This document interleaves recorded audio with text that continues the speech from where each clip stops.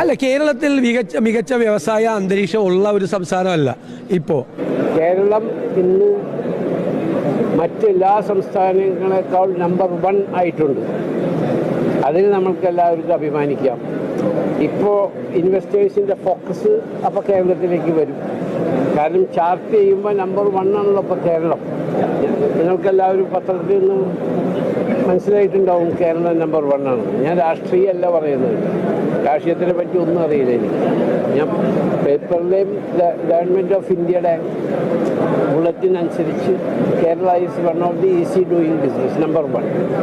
Is of doing business അത് കേരളത്തിൽ number 1 ആണെന്ന് പറഞ്ഞപ്പോൾ ഞങ്ങൾ വ്യാപാരികളും ചേംബറിലൊക്കെ തർക്ക വിഷയമായി. അതിപ്പോൾ അവിടെ ഏതെങ്കിലും ഉദ്യോഗസ്ഥന്മാർ വിചാരിച്ചാൽ കിട്ടും. എന്നാൽ ഞാനത് പഠിച്ച് മനസ്സിലാക്കിയപ്പോൾ അങ്ങനെയല്ല. ഓരോ ഇൻവെസ്റ്റേഴ്സിനെയും കേന്ദ്ര ഗവൺമെന്റിന്റെ റെപ്രസെന്റേറ്റീവ് ഡയറക്റ്റായിട്ട് വിളിച്ച് ചോദിച്ചതിന് ശേഷമാണ് ഈ ഒരു അവാർഡ് കൊടുക്കുന്നത്. അപ്പൊ ഇത്രയും അധികം അതിപ്പോ കേന്ദ്ര ഗവൺമെന്റ് ആരാ ഭരിക്കുന്നത്, സ്റ്റേറ്റ് ഗവൺമെന്റ് ആരാ ഭരിക്കണേ നമുക്ക് എല്ലാവർക്കും അറിയാം.